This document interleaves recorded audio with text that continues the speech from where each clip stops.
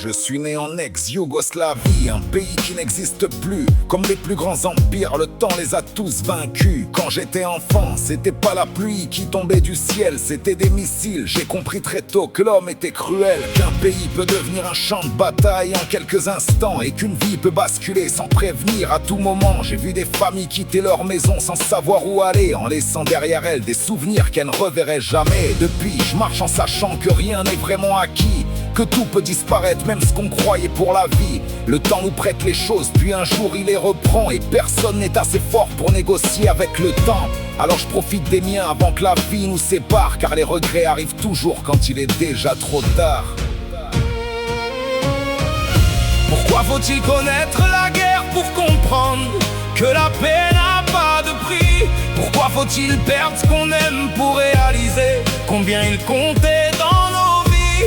Pourquoi l'être humain n'apprend jamais de ses erreurs? Pourquoi des peuples vivent encore aujourd'hui dans la terreur?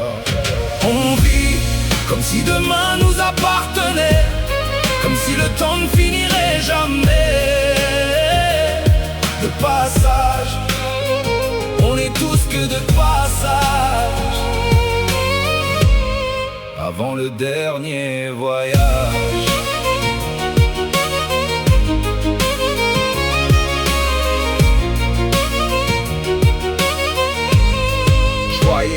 Qu'après la guerre, les blessures finissaient par guérir, mais certaines restent cachées et continuent de nous détruire. Même parmi les miens, certains m'ont laissé des cicatrices. J'ai compris que la paix ne s'obtient pas juste avec un armistice. Il y a des gens qui te font du mal et sont persuadés d'avoir raison. Le plus dur, c'est qu'ils ne se remettent jamais en question. J'ai fini par m'isoler pour éviter que se répètent toutes ces trahisons. Je préfère marcher seul plutôt que de me perdre dans la haine. Je vis pour mes enfants et pour eux chaque combat en vaut la peine. Des épreuves on en aura jusqu'au dernier jour de nos vies. Libre à chacun de choisir si elles nous détruisent ou nous construisent. Chaque été je retourne sur la terre où tout a commencé. J'oublie pas mes racines, elles m'ont appris à avancer. Au cimetière des martyrs je récite une sourate pour ceux qui nous ont quittés. Puis je rentre en France, reprendre les combats que j'avais laissés. Pourquoi faut-il connaître la guerre pour comprendre que la paix n'a pas de prix? Pourquoi faut-il perdre ce qu'on aime pour réaliser combien il comptait dans nos vies?